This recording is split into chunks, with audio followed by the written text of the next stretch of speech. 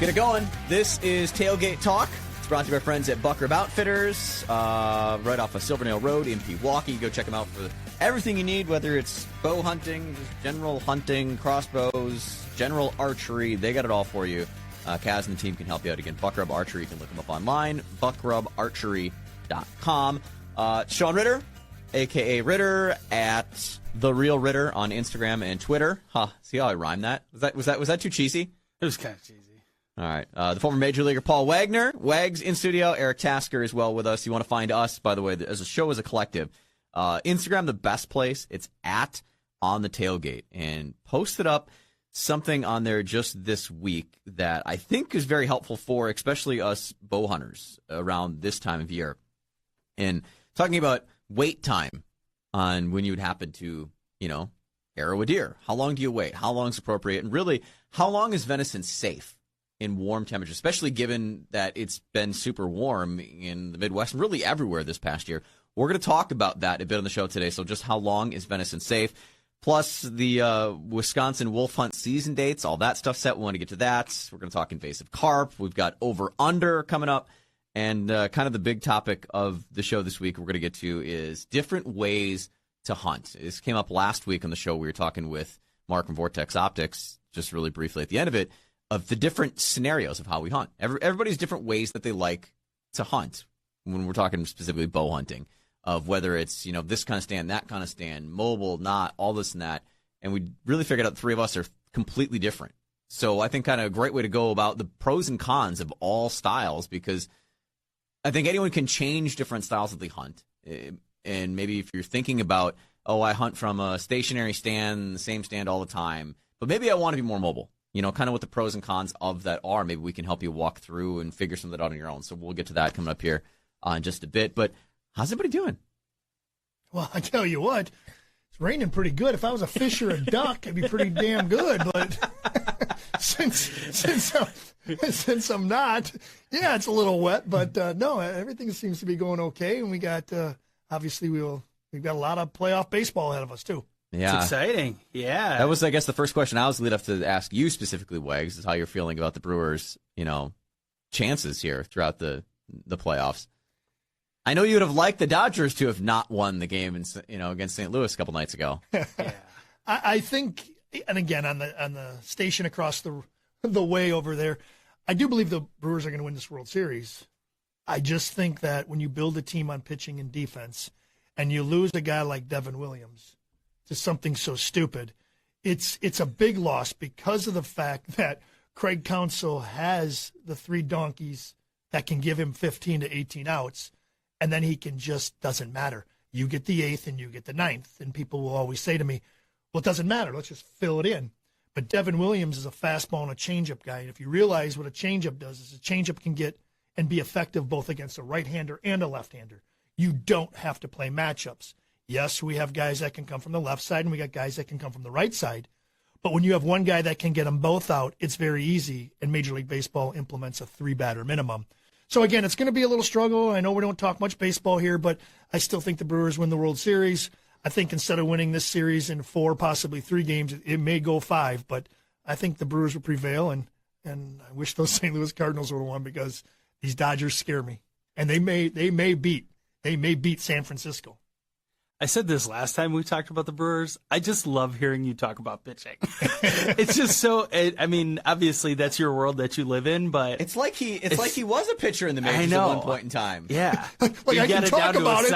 I just couldn't do it. Yeah, obviously. You don't play. You're honestly, Wags, you're one of the most humble guys. You don't play in the league that long if you can't pitch. You can't even use that excuse. Well, yeah. Maybe I had pictures of the managers. Hey, whatever it takes. Whatever it takes. Man. Hey, when you play for 5 teams, it means you also got fired 5 times. So, well, or 4 different teams wanted you that much more. That is true. Glass half full with it. Glass half full. You can only run the scam so long. And that's more than most teams have played for. So it's the silver lining with everything. Tasker, what's new with you? Going back hunting again this weekend. I don't know. It's always, we talked about this in the middle of summer, and it's like, God, it's so hard for me to plan these times to actually go and hunt. And then when we have things kind of set, taking all things into consideration And then here we are, it's the weekend and it's going to be 78 degrees. And it's like, I don't know. I mean, I'm for sure excited to get back out there. I think there's going to be a really nice cold snap on Monday night. So I think Monday, Tuesday should be really good. Like a high of 75, but a low of 48. So I think that'll be a nice way to get them up off their feet. And yeah, I mean, just, getting through the grind every day. Either of you ever find that weather affects if you hunt or not? Does weather change your opinions on times that you do hunt or don't hunt? For me, yes, it does. Yeah. I look at the weather. I look at, wind is my number one. Agreed. Wind is my number one. But weather and those temperatures especially in this early pre-rut. So these deer we know are still eating greens. So we're still seeing them on pictures. They're still eating clovers. The pre-rut hasn't really started running yet, but I think you got a good point because I think next week, you may be a weekend too soon, but that following weekend, that 15th, 16th, 17th, I think that's exactly when we're going to start to see a lot of deer And that's moving. where I think new moon was yesterday, and then full moon is like Thursday next week. So That's going to be huge. we're like a week off on that, but it's so hard to change stuff last minute. And then with work, I have to get so much stuff done so that I can get away and not worry about it. So it's like, it's almost impossible. So it's kind of once I have something set, I just kind of run with it and whatever happens, happens. So. Rain is another one of mine. Like last Sunday, I knew it was going to be raining, and I'm like, the wind was perfect. I had a great wind, so would have wanted to go. It wasn't super hot. I'm like, this could be great, but I'm like, it's probably going to have chances of rain all day. And not that I'm afraid of getting wet, like I'm not that sweet or anything, but it's the thought of if the situation were to occur that I do arrow a deer, now tracking it in wet and while raining. And if for some reason it's not a perfect shot and the deer doesn't go down, you know what I mean? Like if you have to wait, as we'll talk a bit about, like to track it after rain has fallen. You don't have much time. No, it's exactly. And so I'd rather not put myself in that away. position. So I just go, I'll stay home. Especially when it's warm and rain. Like you said, when in doubt, what do they always say? When in doubt, back out. In a rain situation, I won't even go, regardless if you think you got heart, if it's a single, long, double, long, whatever you think. Right. You know what? I always, even if it starts to rain a little bit, snow is obviously different. Right. But when it starts to rain or you get that wetty, sleety stuff, I just back out and try to picture where that deer was last time I saw him. Because if I don't go and disturb that, hopefully he will expire there rather than trying to get up, even if it was not a ultimate immediate lethal hit. Yeah, that graphic that's up on our Instagram, everyone that bow hunts needs to go see it. If nothing else, it's just a reminder to yourself. Again, it's @on the tailgate on Instagram. As we were talking about, it lays down all of it, kind of the ground rules of when to wait, and even there, like what arrows will look like. If you can find your arrow, what to look like on the arrow that can help kind of show you whether it's a heart shot, a lung shot, a gut shot, like those little things that can help tip you off to don't go any farther than finding your arrow, or okay, you can probably press on now and start to track, like to kind of help you out with that. So if you get a chance, seriously, go and check that out. And we'll talk more about how long venison can last in this warm weather we've had coming up here. But I wanted to touch base on a couple things from the Wisconsin Department of Natural Resources over the last week or so. One being this very confusing report they put out the other day that they had found DNA of invasive carp in the Milwaukee River. So apparently, along with the U.S. Fish and Wildlife Service, they take these samples. Okay, so you find DNA. What does that mean? Are you trying to say that there was a Asian carp that made it and like died, so there's like DNA of it? Or you're saying like, oh, there could be invasive carp somewhere, or like it's when they put the, I'm so confused. That's weird. How do they know that it's not an overlap from one of the other species? That's a valid point too. That is. I guess that would be my first thought. They say the DNA sampling cannot specify if the detected DNA was from a live fish or from another source, such as bird feces or water transported from the live well of a recreational boat.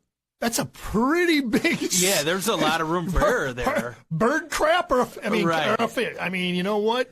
That's a pretty wide spectrum, I believe. Like I saw that and I was like, I get like press releases to like keep the public informed. I mean, this is a an issue with outdoors and things like that. But yet I'm like, this just confuses people more. Are you trying to tell me that cause more panic? Yeah, than anything? Right. All right, now let's get to the big thing that is causing panic and is causing stuff. We actually covered heavily this topic on the show, so So I'm going to bring it up, Wags. I don't mean to ruffle something that's bad, but the Wisconsin wolf hunt is back, and the number of tags is down. 370 is what they're going to issue with a harvest quota of 74 wolves. Of course, that's giving a bunch to the Ojibwa tribe as well. Do you think this is good, bad, going to cause more people to be upset, or did they maybe kind of do it right this time? I'm on the one who believes, though me and you called that, I believe we called Maria from the Wisconsin DNR, and we talked about it and how the licensing and the kill tags were awarded and how quickly you had to act. I just believe that there's more of a problem. I think I saw that the NRB reduced kind of behind closed doors, all of a sudden reduced what they were going to do, where it didn't go to vote, where the original number was to vote, and then the NRB went behind closed doors and made a unilateral decision. Now, I could be wrong. Someone can clarify that for us. But in my opinion, wolves do more damage than I think more kill tags should be awarded. I think, and if you want to take the native environment, you want to take those lands, reservation lands, you want to say however the Native Americans are going to hunt and what they are allowed, that's almost should be a separate entity. Sometimes I don't think you need to add those numbers together. Sort of like when we do walleye fishing and stuff like that too, group sometimes tagging. I think, you know what I think? Yeah. I think, and just to answer your question, wolves, I think the number of harvest tags should be higher. All right. I think is that strictly based on the number of harvests that they had from the first one, and with there being so many that they quickly exceeded that harvest quota, and that's why they're just like, okay, well, we're only going to do 5 times the number of tags of what we're trying to, instead of, because it was like, what, 3,000 or 2,500 or something? 2,800 tags they issued out. Tags issued out. Tags. Yes.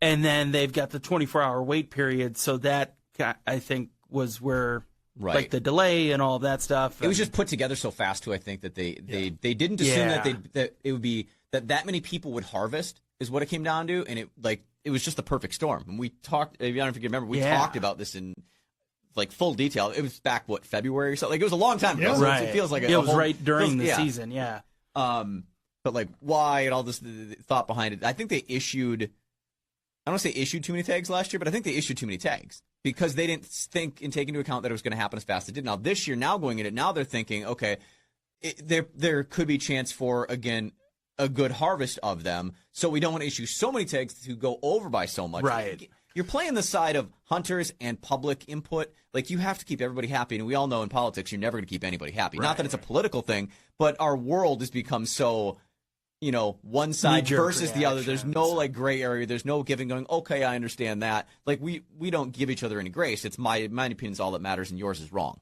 Right. No, I'm not worried. Like you said, maybe I misinterpreted it. The harvest tag actual number should be higher. If you want to lower that number, you don't want to have 2,800 people thinking that they're going to shoot wolves and harvest wolves or trap wolves.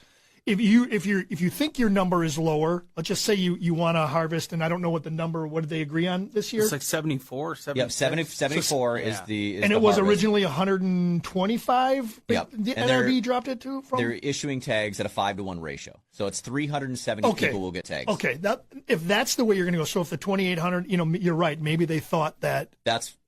I think the mistake last year, which I think in some people's minds set a precedent that that's the way it should. And that's a take back and go, well, we kind of messed up last year a little bit. We underestimated some things, and now this is getting a little bit more on track. But, once you let someone do something, they don't want to go back and give up something that they had at one, so it's.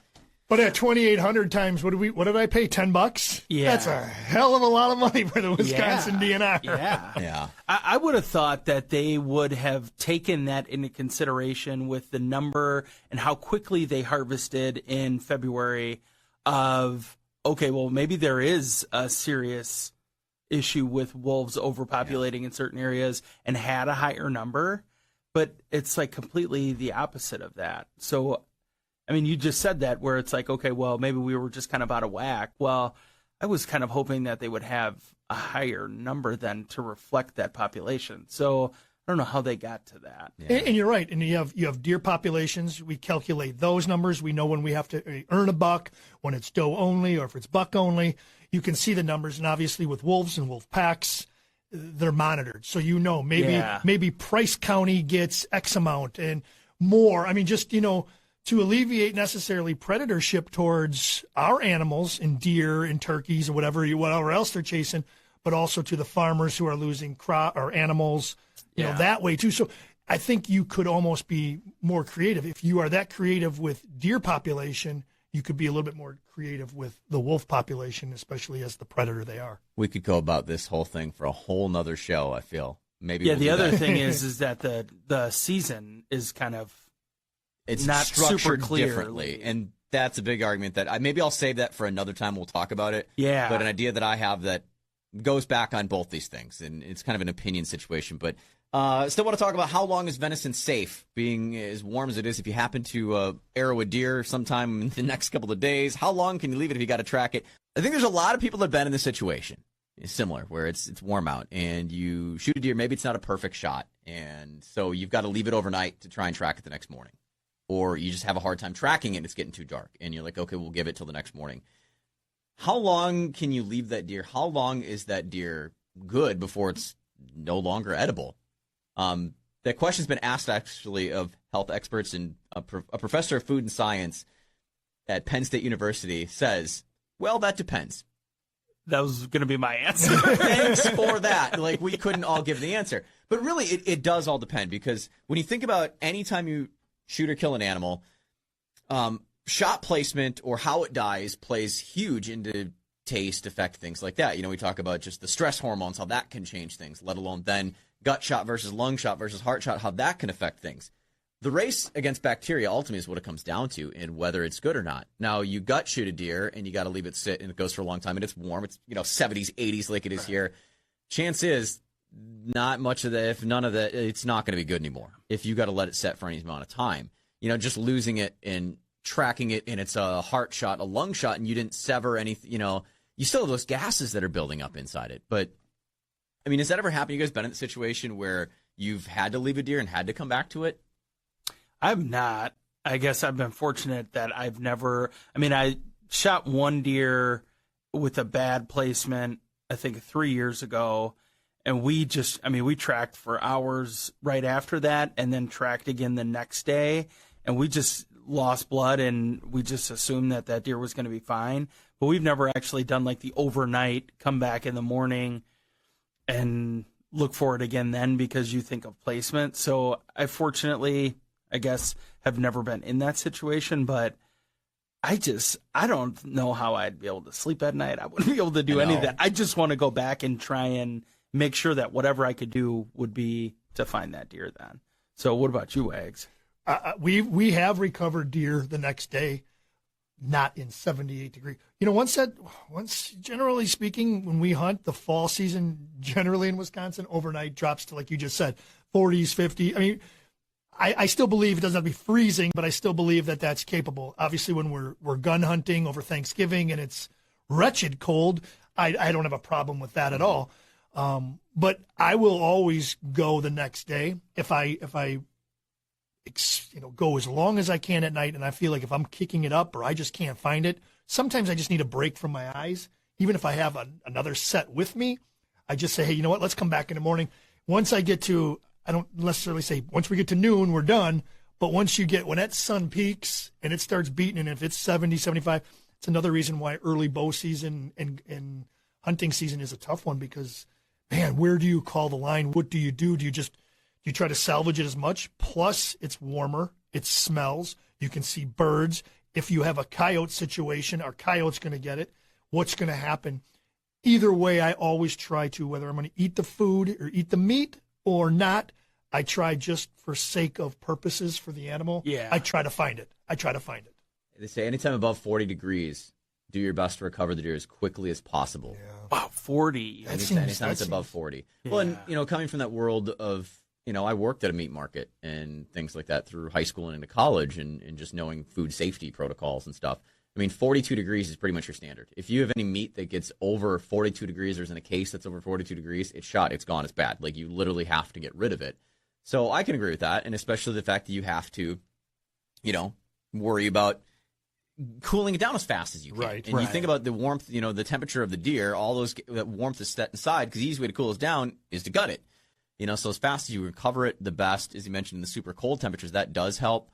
Another thing that I've heard of, people like aging deer, trying to like dry it, Yes. after you got it, you leave it hanging the buck pole, and I'm aging it for a week or so. They always recommend it's best to do it with the hide on. You still want to cool it, but leave the hide on. Some people think that, if you want to cool it down as fast. Insulation? Well, if you're going to leave it age at all and you take the hide off, you're going to put jerky on the outside. That skin, without the skin and hide to protect the outside, everything will dry out. So you want to get the cavity emptied of all the gut material and get that cooled from the inside, but yet leave the outside, to kind of be protected from the extra air and stuff. And I think most people do that, right? Yeah. You take out the insides, and when you do hang a deer, whether you're at camp or somewhere else, you always leave the hide. We're not quartering it. We're not pulling elk and caribou out of the west. So throw in a backpack, and we need a cheesecloth and stuff like that. Well, not yet, at least. Not yet, at least. Not this season, anyway. I know that's something that I'm starting to think about now, too, because our meat market that we had taken stuff to when I went to school up there, I just saw that they had changed hands a couple of times, and then I just saw this week that they were going to be like moving on to other ventures and that they were no longer going to be open. Oh. And so it's like, thankfully, I have a couple buddies up in that area that I can always ask one of them, like, hey, where are you guys taking your deer to? Because if it is 77 degrees for a high on Saturday and Sunday, well, we need to have a plan. Otherwise, we will be buying a big old igloo cooler and quartering the deer just so that we can keep it cold. Do you butcher your own deer, or do you take it somewhere to be butchered? I've always taken ours in. I mean, we'll gut it and do all of that stuff, but we've always taken it to a place up in Hartford. So we just take everything right in, and you take the whole carcass and drop it off like Pernats or something like that. Yeah. So we trim our we trim it up. I put them in gallon freezer bags. I'll cut all the trimmings off as much as I can. I mean, then you can always avoid certain spots. I like to know it generally when I put so much into certain individuals that I go to when I take mine for processing. If I take my own, if I reach a certain poundage, I know it's my own. Sometimes, to tell you the truth, I really like deer down here, and people are going to say I'm crazy. The deer down here are more farm. They're more ag. They're more corn. They're more beans. Bucks. They're not swamp bucks. They're not eating bark. And I know people are going to say to me, oh, that's bull. But no, I mean, I sometimes think I can do it, and maybe it's a mental thing, but I like that. So if I can put freezer bags together and bring in 20-pound slots every time and know that, hey, I'm getting this ground up or that ground up, and I do not do my own grinding. I do not do my own casings. I don't do any of that. I'll just trim it up and hand them.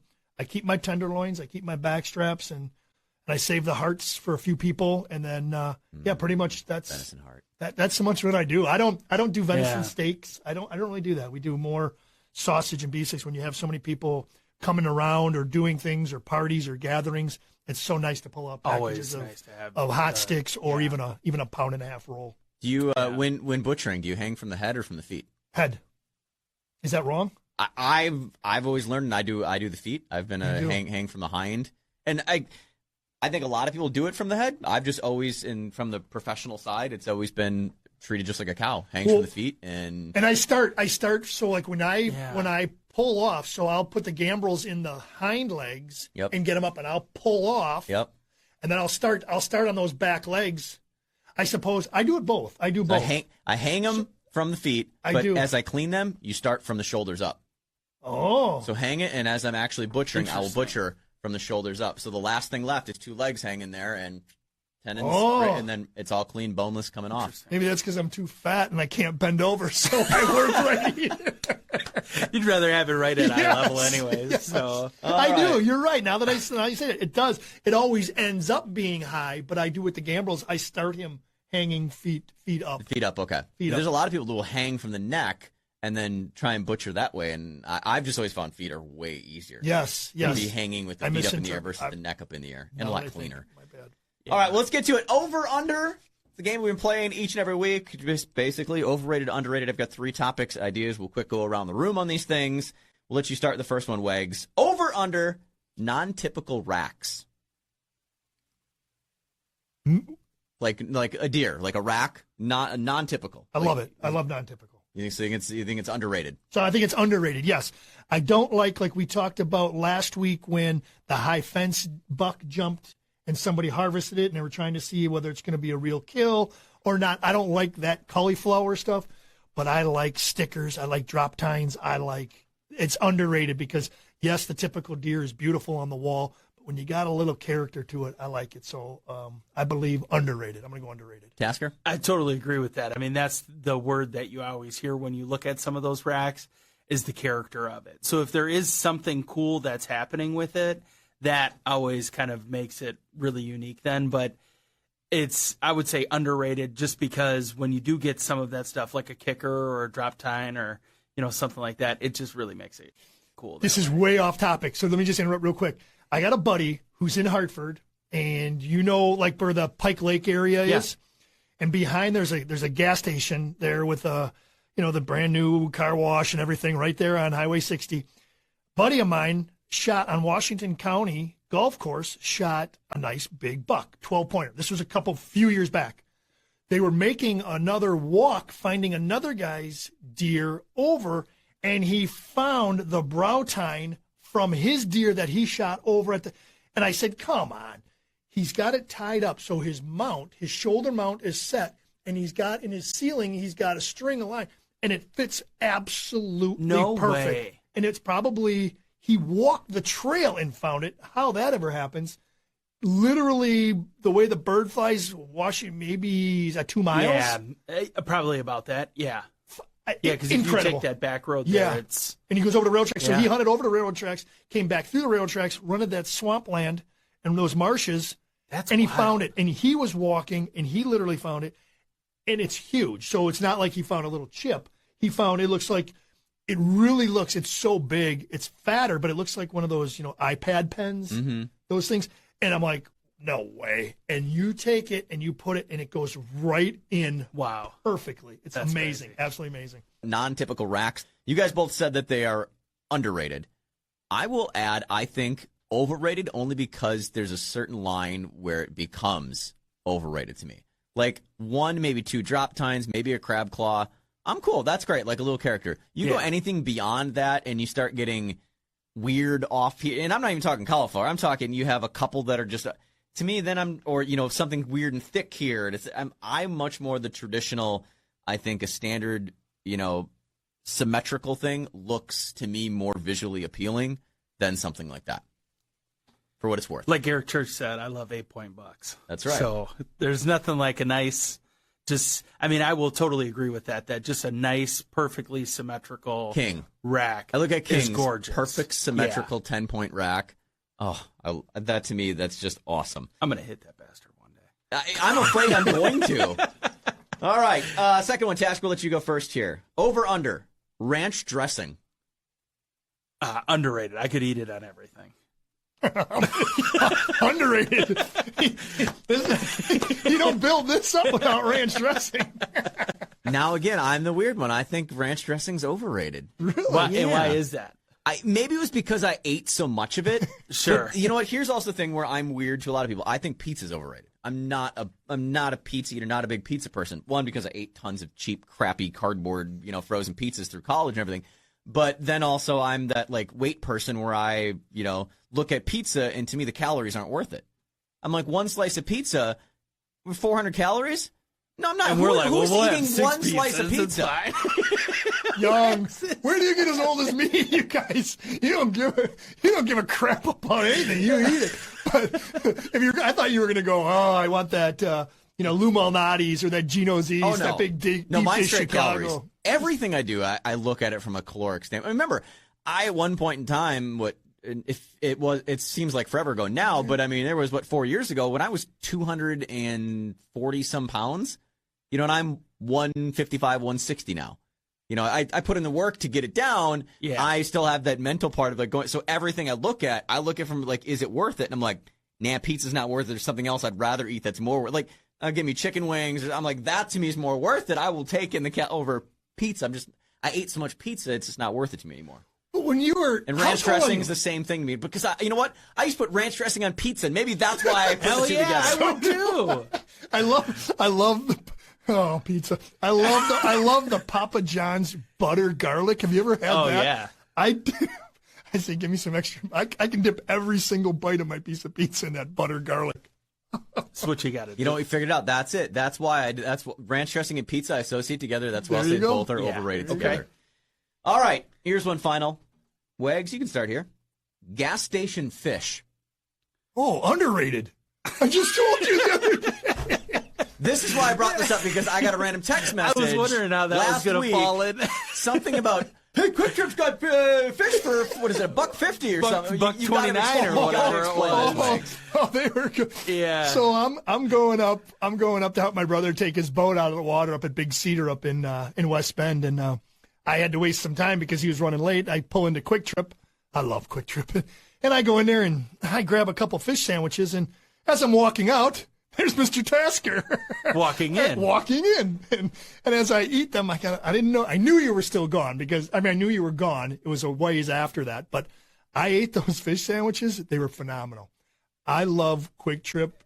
I love Quick Trip's food. And this is I'm not blowing them up for any reason, but they have good fish. Their hot bar is pretty great. That is. So wait, so they just have a fish sandwich. It's not like they're not doing like fried fish like you can go get yourself a 2-piece cod meal. No. Okay, that's what I thought it was. No, it's just I'm like a surprised regular. they're not, though. I know. How are they not? Quick Trip, you're missing the boat their here. chicken, their fried tenders. chicken Yes, is the fried so chicken's good. good.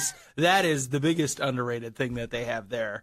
But yeah, so that was so funny. I was like, if I had more time as I approached you, I was going to say, hey, I was just listening to this tailgate talk show in my car. You sound familiar. Are you on that? But I couldn't. So me piece and it you all are together. Quick Trip meals, and obviously calorie counter. He's not. He's over at the salad bar picking cucumbers and tomatoes. Yeah, Bass on the Half Shell. Like you mentioned that. That's the newest episode of my show going up, cooking largemouth bass on the half shell, like you do redfish on the half shell. Oh, really? Doing bass.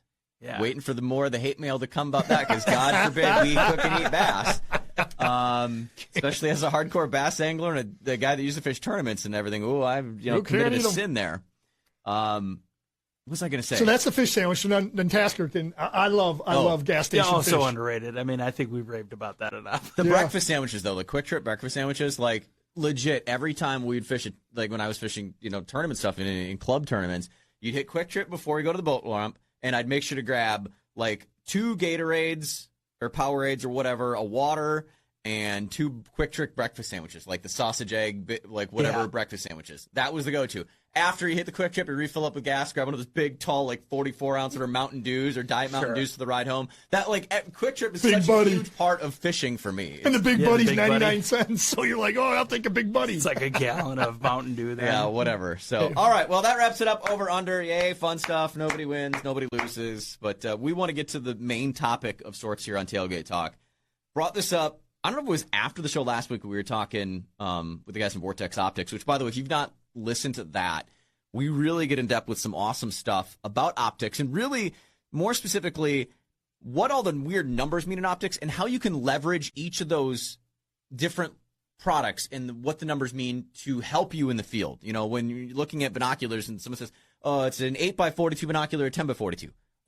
Which one is better for what scenario? I think Mark did a great job of helping break down that for all of us, which even if you know what I just think it's a really great piece of information involving optics. And Vortex, the guys are fantastic. So go check that out. It's last week's episode. It's available on the iHeartRadio app or, right here, wherever. But we got talking about hunting, and we all hunt differently, because I was sending Tasker some text messages. I was out at one point a week ago being mobile, and how I'm like, okay, well, this is what I found as I snuck in here, and I got to a spot, sat for about a half hour, didn't really like it, wanted to get better wind. I'm able to move and get to a better spot, which I found an even better spot, which is better wind. I had more visibility, and then I can keep doing that and kind of hunt in or hunt out of things instead of being stuck in one specific spot. Why I like being mobile. And we all realize we do things differently. Your setup is, me being public land also versus private land like you, Wags. I think that plays a big part into it. Right. We've talked about it a lot. I am a tree stand. I'm a ladder stand guy. I do have my rednecks. I love them. They are set up perfectly, but they're on my food plots. They're at feeding time. They're for different situations. My threshold in my little gull comes up from bedding to my area, but there's a roundabout way on a wood line. So I do set up my ladder stands, and I like ladder stands better because I can set them up. I have so many, as I've talked many times, I have so many doe trails coming up from different areas that I can almost ambush them. I can play both sides of the wind and stuff. And my bucks come north to south, so they always just cut these doe trails. So it's easier for me to set up. If I was walking around, I do keep one ladder stand laying in my, so I go about 300 yards down out of I got a shed or a barn that we all hang out in, about 300 yards down, and then goes into a woods area. And I always have a ladder stand there so that if by chance I find something, I can always stick one up. Trees go down, wind blows something over, machinery's here, machinery's there. I'm not saying on a daily basis do I put that up, but if something drastic happens, earth changing, area changing or something, this farm to my north, he sometimes harvests early. He planted late, so his corn is short. I don't know if he's going to let it go. I don't know what the moisture content is, but the guy to the south, he seems to pull his stuff off quick. The guy to the west does beans, so there's a bean corn. I can move one of my ladder stands around, and that's kind of how I do it. But like you said, you get to move around on public land. I'm located right here on this 100 acres. That's all I got. Yeah, and pretty much basically what it comes down to is all of your stands it's a permanent thing. You're not every day having to set up, tear down, Correct. Or it's kind of everything's set stationary. You've got multiple places you can go, but it's go and climb and sit. Right. You're settled in there.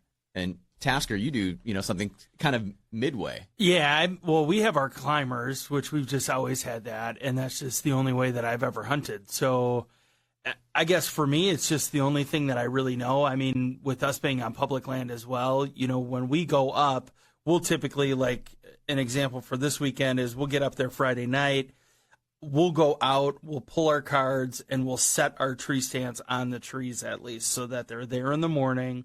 We're not creating a big ruckus in the morning, but we also just know that this is where we're hunting. So could I move it to the next tree over or whatever? Yeah, but you use the same tree you know what tree you're going to. I know exactly where I'm going to sit. So, because I've just kind of got this area where I know that the trees are down, I know where they're all coming from, and I just always sit in the same tree, which I hope that as I mature as a hunter and I kind of understand the way that deer are moving and that they're in different spots and different times. I mean, this will be a great year to understand more about the way that these deer are moving because we have more cameras out, so we're getting more intel. But if we're consistently year over year seeing the big bucks coming in early August, where are they going? And how do we figure out where they're at if we're not seeing them during the season when we're out there? So then being able to be mobile with that and just setting up somewhere else, totally open to doing that, but it's just at the start of the day, I know that this is where I'm going. Exactly. That's a good point because that's something else we should break down too because you know that they have a summer range and we know they have a fall range. Right. When does that summer range turn into the fall range? And this is about the time right now. Yeah. They're not chasing does right now, but they're still a little bit green. Now they're looking. This is a time when that transition is starting to take place. So you're right. You know where they are for the fall, but it's also nice to say, oh, wait a minute. All my summer pictures are over here. That buck can move. What I've seen Jeff Sturgis talk about it. Jeff says they can move anywhere from 3 to 5 miles from that. Right. Are you talking about the October lull, as everyone calls Basically, it? yeah. Isn't the thing that says, deer just stop moving. They go, no, it's not true. The deer change their pattern, and if you don't change your pattern with it, and you hunt from the same spot, the same, and not saying anyways right, but like you're someone that has like a set stand and you keep sitting in the same stand over and over and over again, and you feel like they're not. Well, yeah, because they've moved. They're doing something different. You didn't adjust to what they're doing, which is why I ultimately became such a mobile hunter, was knowing that that's how it was. Because, I mean, growing up, I mentioned, like, it's not till recently that I've had to become a public land hunter out of necessity of just not having private land, living here where I am farther away. And, even now, my time being so limited that it's easier to find public land that's really close to me that I can kind of focus on versus trying to search somewhere or go to people that I know that have private land so much farther away. If I can go somewhere a half hour from my house versus 2 to 3 hours, I mean, obviously I'm going to have more opportunities to sneak away that half hour to go and hunt than having to plan the longer thing, longer stretches to be away. And I think I'll have more opportunities by staying closer. But I had our own family. We had private land up in Marinette County. And it was that we had certain stands that were just there all the time.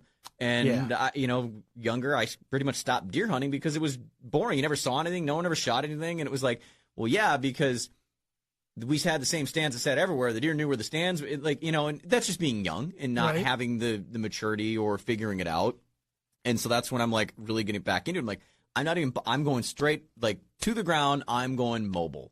And that's how I hunt now with, a mobile stand that I'll climb up and strap it, but I do the climbing sticks so I can jump from tree to tree. I can move in and out different places, or even now I don't mind just staying on the ground sometimes like I did a couple weeks ago. I just walk in and that was just kind of a recon. I wasn't planning on like a full long sit. I just wanted to get into the woods and observe. Sit for a bit. And so that's where just staying on the ground to not have to carry a bunch of stuff, even though my stand can go on my back and my, sticks go with me. It's really easy to get around with it, but to go the minimal weight and just kind of sneak in as quiet as I could and just kind of observe and see what I can see and hear, and then start making plans for the next day or the next week, and just to feel things out, which is where I'm now going.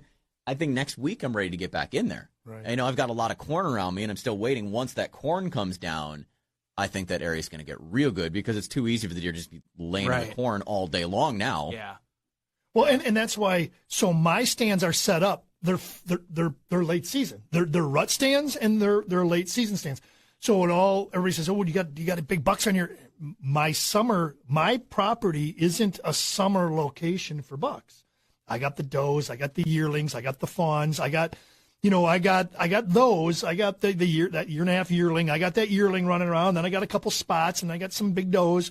But I don't get buck pictures because I'm not the summer location. The fall location, with those does still being there, my stands are pretty constant because those bucks will leave their summer location, come to their fall location, which is a little bit closer to me, and then this is where they round about. So, and I always said, "Oh, what do you got in July and all? You got anything with velvet on them?" No, I don't. Right. I don't have summer bucks.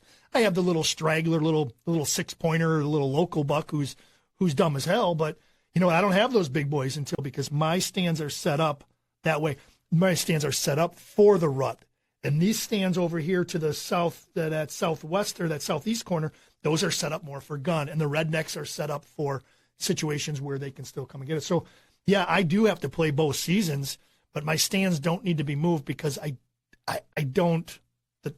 It's the winter. It's their winter. Yeah. It's not. I don't try to catch them in transition. I don't have any summer bucks on my property. Very rarely. I think though, if I were like you, Wags, though, and I had my own 100-acre, I probably would be more. I would just have 40 stands all over the place. Like I might play things a little bit more like that, or at least have a few that are permanently, again, knowing that, okay, this is a good egg edge one that I can leave hidden up here, and do that thing, and then still be mobile the rest of the time. And you don't have to touch that for all year. You can just say, Exactly. hey, the wind is perfect, and that's what I like. I like, being able to do that if I think something doesn't. But you're right. You hit the nail on the head. Yeah. Yeah. And my question for you to ask was, do you have only one climber, or do you? I just have one. I mean, my have dad, one. well, I guess technically I have two because I just recently bought one, I think 3 years ago. Climbers scare me. Do they? Says the guy that's like, okay, I'm hunting from climbing from climbing sticks to get up and set a stand now. Yeah. And next year I'm going to hunt from I'm going to saddle. See, I that would fully be intend so to much more hunt from saddle. concerning to me is the climbing sticks. Funny story. I real quick want to touch on saddle. So my wife made a comment to you today as I was talking something about like saddle, whatever. She goes, "Oh well, didn't you just order a saddle?" And I'm like, "No, I didn't order a saddle." And she goes, "Well, what was that other stand?" It's like a normal just stand that you put up. It's got a seat and a platform. The seat. She's like, "Well, that looks like a horse saddle." Oh. And it was one of those moments, Bill. But I was like, "Oh my god, we have to talk about this in the show because." We always, the approach of this show and everything is to not have things so over anyone's head. We're just normal dudes. Like, we're not experts, and we're not trying to pretend we are. We're not going to be experts. But just that terminology. And I was like, oh, yeah, you know what? You're right. That does, and to me, makes more sense to be called a saddle than the hammock thing that you put around your ass. Right. Right. I'm like, I'm with you. I hear you, babe. Like, we are on page with this right here. Yeah. Yeah, but no, we always just take the one with us, and then I just know that, I mean, I going into the season, until I kind of mature as a hunter and understand where we're at and some of the deer movement better, I mean, I'm probably just going to keep hunting out of the same tree. I mean, I've seen deer there every year. I've extended my range for shooting with the bow now so that I feel probably about 95% confident that anywhere that a deer comes out, if I have a clear shot, I can take it. Because I'm at max at 45 yards. So now this year, where last year I had 4 bucks that were just outside of 40 yards that I would have never taken that shot, this year I would take that shot. Where I had the biggest deer that I have seen in a number of years that came in last year were outside of my range. So I don't feel like I need to change anything. It's just a matter of I just got to spend the time out there. I mean, which is what it always ends up coming down to. But so moving and having multiple stands out there and stuff, it's just not something that I've really ever. Would you put a climber on the base of your go-to tree, but then take one other one and what if you wake up in the morning and the wind is from the southwest and you're like, well, I mean, is your stand location where you go, your go-to tree, is it up on a ridge? Are you overlooking a valley? How can you keep your wind?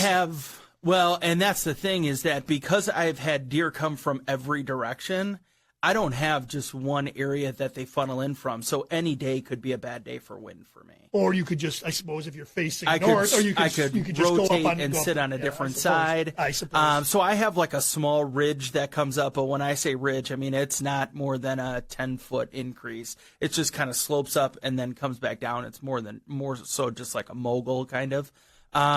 My dad has more of a valley over on his side, but that's 150, 250 yards away. So I don't know. I guess, I mean, those are all things that I think about it, and I think about which direction the wind is blowing so that I'm conscious of it while I'm out there. But being in my, 6th or 7th year sitting out of the same tree, I just know that deer are coming from any and every direction. So for me, the wind is not really advantageous. That right there, what you just said, is exactly why the transition to saddle for me. Well, it's cutting weight for one, because the difference between a platform and I've got an incredibly light stand. My stand weighs not even 11 pounds. Really? Yeah, I mean it's ultralight. It's really, really light. But if I can cut that down to being, a 3-pound hunk of metal, that's still weight, and it's smaller, profile. I can cut that down. And the fact the saddle, you can lean 360 degrees around a tree and get it. I'm never going to be in that situation trying to shoot over a shoulder, or I can't take that shot because I just can't get to it. I can slowly swing around. Just the saddle to me it fits me. You know what? I don't think that every style is for everyone. I think, and this is going to sound horrible of me to say, but I'm just going to say it, a bigger person, I don't think it's as beneficial in something like a saddle or my situation climbing sticks. I could never do it. No, me neither. Well, and I'm not saying weight. I'm even height. There's different things. I'm a pretty small, compact person. So something like climbing sticks and small stands in small situations, I can get into it. But it's just like me with kayak fishing. The way that I stand and fish and do that in a kayak, someone that is 300 pounds, it's probably not best for you. Right. It's just different centers of gravity. Everyone's different, and not that one's better or one's worse or whatever, but you have to find what fits best for you and what you want to accomplish and for what you can accomplish. You know what I mean? He says, I want a 3-pound stand. I eat a 3-pound donut. 3-pound stand. Yeah, and like I said, I mean, I have the Summit Viper XL, whatever, the biggest, nicest stand that they have. It's got a footrest and stuff, and for me, I would rather have all of those things and carry an extra 7 or 8 pounds out to the woods, because I'm taking it out the day we get there, and I'm taking it out to the woods the day we get there, and I'm bringing it out of the woods the day that we leave, and we just hunt sun up to sundown every day. So I'd rather have that bigger stand with the enclosure around me, because I might fall asleep or whatever, and if I didn't have that surrounding cage, then I would probably be on the ground. So, no, I'm with you. I'm with you. And it's just a comfort thing for me. It's nice just to be in the stand and just sitting there and everything. And I doze. And if anybody tells you they never doze off, they're lying. They're absolutely lying, I believe. And I don't know, Ritter, maybe you can tell me you were up the whole time, but if you stayed out there all day, there ain't no chance that you just don't go. just for a little bit. And I wanted to turkey season, this past spring turkey season. At one point, I was like, well, then I laid back on it, put my back on a stump, and kind of. That's like the turkey midday nap thing. Goose hunting was the time that naps have happened though. Like you're in a layout blind, you get real comfy in that layout blind. I can't tell you times that we had like we got to wrap the show here real quick. We had like 5 guys on a hunt. All 5 of us passed out. Next thing you know, all 5 of us wake up because one of the 5 woke up early and saw a goose standing there on the ground in our decoys and woke the other 4 of us up. We wake up to boom! What the? I'll pop up like, and there's just a dead goose laying there and a guy sitting there, gun pointed straight up. It's like, holy. So That's yes, hilarious. the nap. I understand that is a good thing too when you nap too, or when you doze off just for a little bit because you look at the same thing or you're looking at a different area. Yeah. And it's funny how sometimes it just works out where I'll be like this, and I think I'm only out for like 30 seconds, and I'll wake up and there's a deer right in the plot. Yeah. Man, where did she come from?